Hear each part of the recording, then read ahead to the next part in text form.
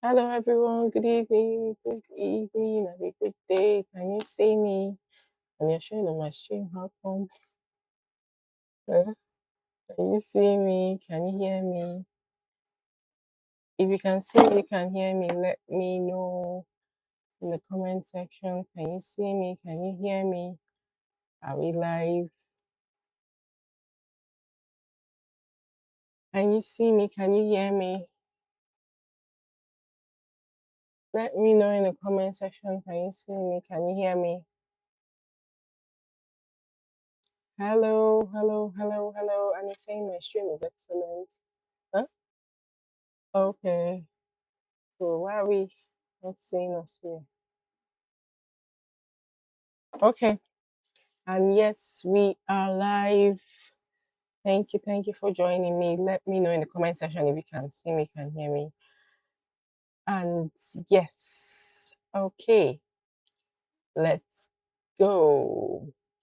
Now today we'll be talking about, I think network is networking. I think maybe because of the rain or something, right? Yeah. Thank you for joining me for today's episode of Glow In. Thank you. Yes, you can see me. Thank you, Dara. Thank you. Yes. Okay, so today we are talking about something really, really important. No, last week we talked about thinking bigger, right? And if you have not learned to think big, what is the next thing you're supposed to do? So today we're talking about how you can stop sabotaging your own growth. Now ask yourself a question. Are you fighting the future you've been praying for? I'm Dr. Chimsom Ogu, your skin and confidence doctor. I help you grow truly from inside out. Now, sometimes the greatest obstacle that is standing between the life you want and, you know, where you are currently is not another person. It's not an opportunity that you missed. It's not something that you didn't get. It's not your background. It's not a lack of opportunity. Sometimes it's just you. As simple as that. So when we say we are binding and casting, we are praying for change, but we continue doing those things, those habits, those behaviors that keep us where we currently are. We keep saying, God, help me, give me new opportunities, open doors, yet we are holding tightly to old habits that we have, you know, become accustomed to, and we are finding it hard to let go. We say we want to be confident, but every time we are talking negatively about ourselves. You say, I want to grow, I want to become better, but you resist knowledge, you resist reading books, you resist anything that's going to make you uncomfortable. Now ask yourself a real question. Are you constantly sabotaging the future that you have been praying for? Are you your own problem? So when we say self-sabotage, what do we mean? It just simply means behaviors or thought patterns or habits that we have, that interfere with the things we genuinely want, or the place we want to find ourselves. Now, sometimes it can look like, oh, I'll do it tomorrow. Procrastination. A lot of us find ourselves in that space. You always say, oh, next time, in 2 days I'll finish it. Something that you can finish now, something that you can start now. Are you in that space? Sometimes it could look like, I want it to be perfect when I finally do it. I want to have the right camera, or get the right degree. Sometimes it can look like us starting something and never finishing. We start and we stop. We give ourselves an excuse not to get to the end. It could look like us avoiding those difficult conversations that we need to truly have, or simply just refusing opportunities for no real reason. You convince yourself that it's not the right time for me to do that thing, it's not that right time for me to go there, you know or it could look like you just talking yourself down. Chisom, you're not good enough. Chisom, that person you saw yesterday is better than you, so I shouldn't be doing this thing. How will people see me? What will people think about me? It could look like remaining in an unhealthy relationship that you should have walked away from. You know, having the wrong circle, but because of sentiment and emotion, you still find yourself in that place and you've not had the courage to move on. It could be in a form of comparing yourself to people around you. And one that is very common, some of us feel like like we have a superpower. We refuse to simply ask for help. It could look like you quitting when things are not working the way you want them to work and things start to become uncomfortable. The truth is that you can genuinely desire something. You really, really want this thing, but your behavior is not in line with what you want and it will prevent you from achieving it. Now, it can actually look like fear. You get an opportunity and immediately you ask yourself, what if I fail? What if people laugh at me? What if they say I'm this? What if they say I'm a fake? What if but what if you actually do well? You know that there are only two sides of a coin. You either succeed or you fail. So why do you focus on only the failure? You know, for example, someone encourages you to apply for something, and in your head, you have already told yourself that it's bigger than what you can ever get, and that you're not qualified. So you don't even apply. You feel like it is for people who went to university, who have this. Look, whenever I see an opportunity, whether the criteria is I don't have all the qualifications, I will apply once I think it's something that is going to be beneficial to me. Because the truth is that when you're thinking of not applying, somebody else is thinking it's too much for them, and maybe nobody's applying, and maybe they will just pick you. you know, for example, you want to start a business, but you want to spend a whole year or 2 months. Let me just research about this thing. Let me just find who does it, who does this one. The truth is that yes, I'm not saying you should not research before you do something. But sometimes some of us are stuck in that research process, trying to learn that thing, trying to be better at that thing, and you never start. So you never, you know, learn. The truth is that if you start while you're researching, you're going to make mistakes and learn from them faster than what you're going to read and learn from a book. So you keep hiding yourselves and giving yourself an excuse not to show up. And after a while, you call it, I'm waiting for the right time. You know, But the truth is that sometimes we are just simply afraid. Are you afraid? What's that thing that you've been, keeping away, keeping off? Now, sometimes we want it to be perfect. We deceive ourselves that we want it to be perfect.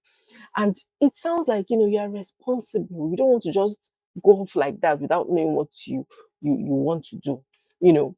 But the truth is that perfectionism can become a sophisticated way of procrastinating. You keep preparing, keep editing, keep getting inquiry, planning with people. But the truth is that a lot of times it's actually fear. That's just the truth. And once you can tell yourself that, that's the beginning of greater things in your life. So excellence says, I will do my best, but perfectionism says, if I cannot guarantee that the outcome will be the way I have in my head, I won't start. And the truth is that nobody succeeds by doing that. Now, why do we as human beings actually sabotage what we want? You know, the truth is that not every self-defeating behavior comes because you're lazy. We don't sabotage ourselves because we are lazy. You know, the truth is that most times we start acting like that because we're trying to protect ourselves. Maybe from past experiences, you're feeling, oh, let me not do this. Let me be more intentional, be more careful. Now, if you have experienced rejection or you started a business and it failed, you start finding yourself unconsciously start to avoid opportunities because it may feel safer to you.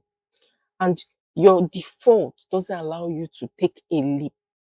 Now, if you've been abandoned, you start to unconsciously push people away.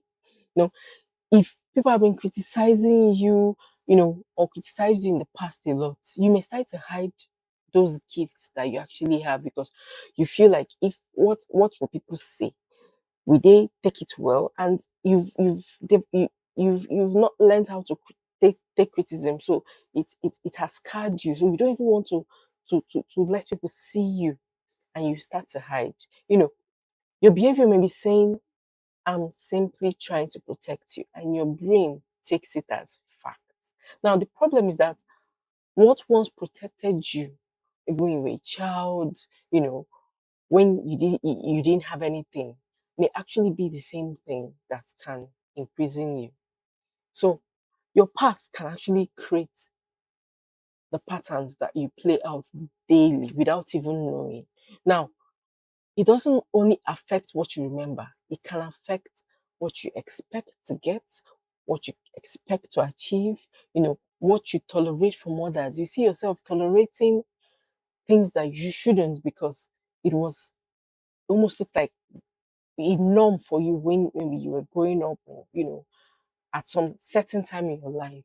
You know, your past pattern can create how what you believe that you deserve, what you feel safe, for you. It can also affect how you respond to opportunities. Now, this is why healing matters, and I say this almost every time. You can't move forward by using the old patterns or allowing your past to control your future. You don't heal simply because you want to forget the past. You heal so that the past stops controlling your future.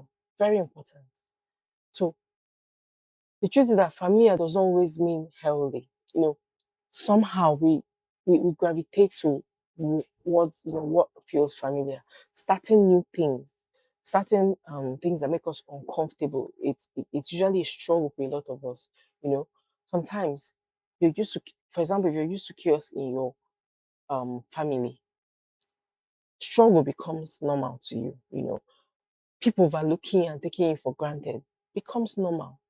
If you grew up in a home where there was poverty and things were scarce, it becomes familiar. So you're not even, yes, you want better things, but you're not doing what you need to do to achieve that thing because we are used to staying in our comfort zone. So whenever something that is better appears, it can actually feel uncomfortable to you. So you don't want to change those habits that you're used to. So that's why you're afraid of growing, of going to get that better thing that you want.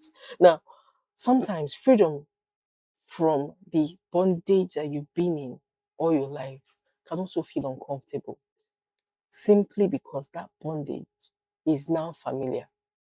So let's take the Israelites, for example. When they were in Egypt, they are used to being slaves. You know, even when they left Egypt, Egypt was still in them. Even after God had delivered them, they were not physically free. Whenever things became difficult for them, they wanted to go back to their oppressor. So Egypt for them represented slavery.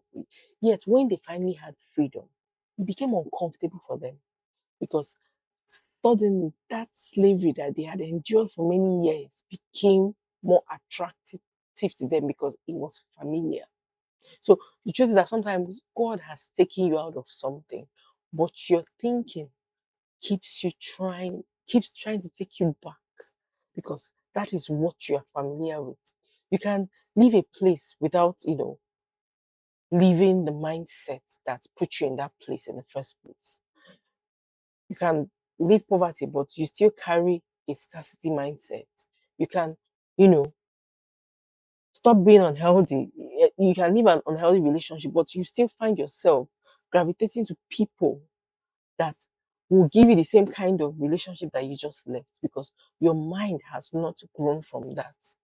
You can receive an opportunity, but because you have been hurt before, you will sabotage it because success feels unfamiliar to you. So transformation requires you to renew your mind. So the Bible tells us not to conform to the patterns of this world, but be transformed by renewing our mind. So notice the sequence. It says renew your mind, then transformation follows. Now, what are you doing to renew the way you think? God is actually just simply showing us that for you to change and get to that bigger place you want to be, and have lasting transformation, it's not simply about learning about that thing or changing your environment, your circumstances. You have to start by changing your mindset, the way you think. And when you do that, you're going to end up changing your habits, and that will lead to your true and complete transformation.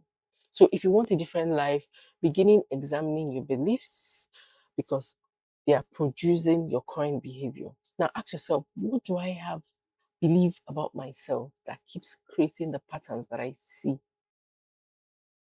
reoccur over and over? Do you understand? So even Jesus asked he, when he met a man who had been, unable to walk for many years, he asked him, "Do you want to get well?" It wasn't just get up and walk, you know. At first, when you think about that, it sounds like a strange question. For crying out loud, I'm not walking. Of course, I want to walk. Do you understand? But perhaps there's actually a deeper lesson for us to reflect on. Sometimes we want change, but we don't want everything that the change requires. We don't want to do the work. We want the result at the end without releasing the habits that kept us in the old place we were. We don't want to embrace the new habits that will take us out of where we were before to where we want to go to. And it's dicey, it's a difficult, place to be kind of. It's difficult because it takes a lot of self-awareness and self-talk to be able to come out of that place and make the right decisions that will lead you to where you want to go. Now, do you really want what you say you want?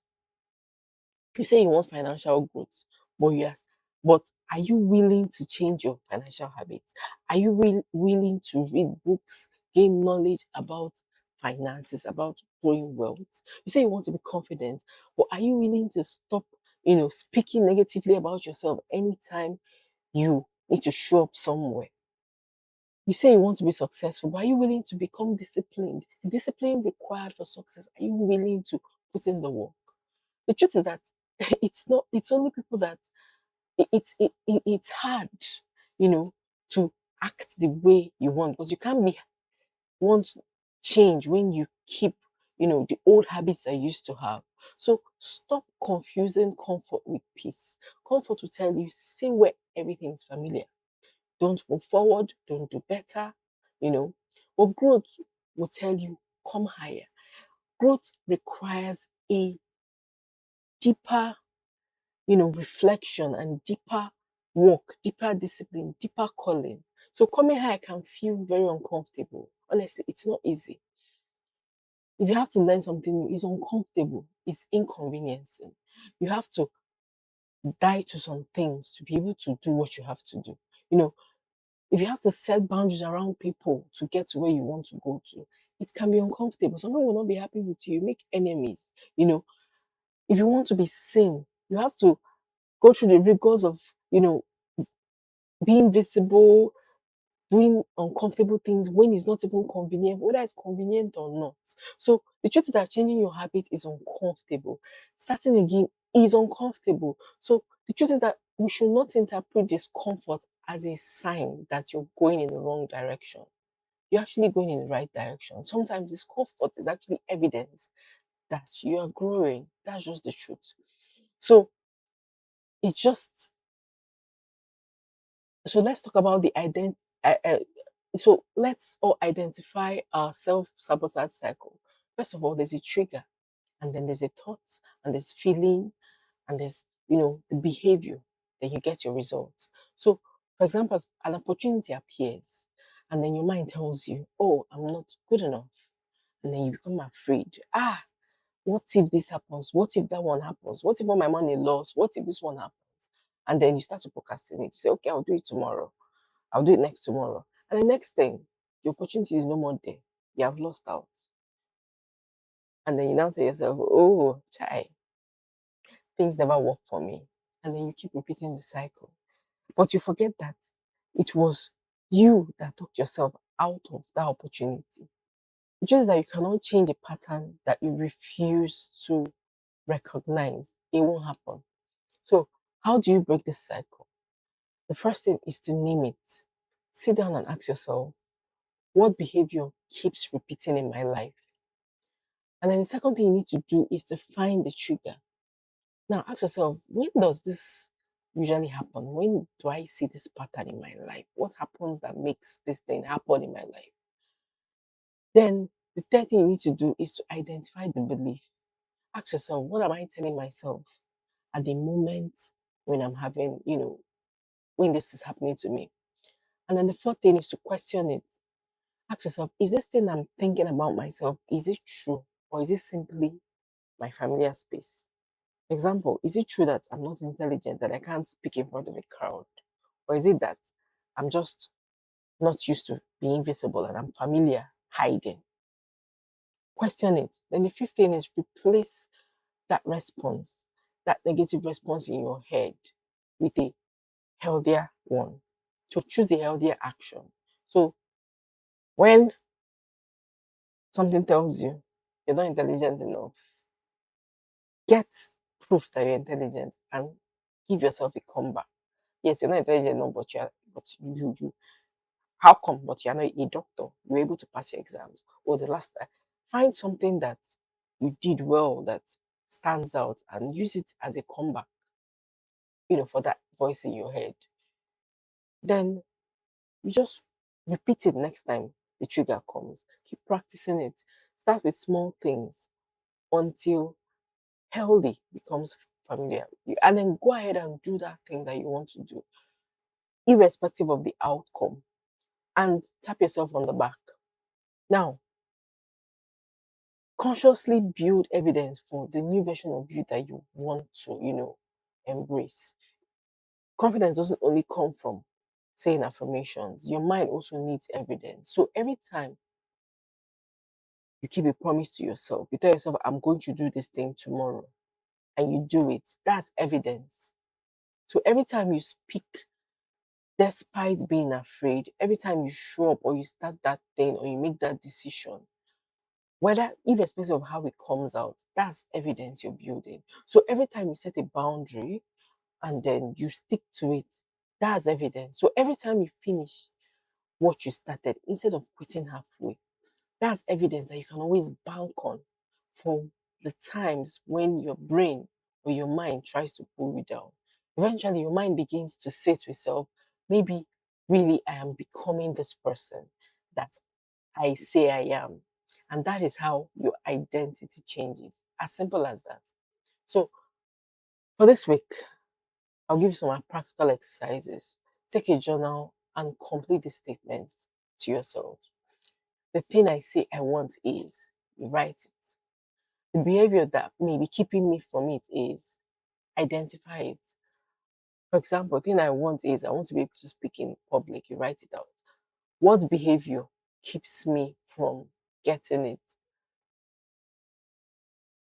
Anytime I have to speak in a crowd, I start to shake.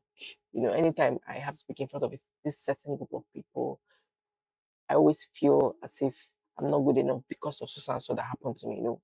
You know, find it. Then you ask yourself, I usually do this when, write it out. And then you identify the fear underneath that behavior that you are currently noticing. Now, also identify the belief behind the fear. Now, this week, instead of my usual response to Susan, so I will do this if the opportunity arises. For example, if I go to a meeting, I'm going to raise my hand up and I'm going to ask a question.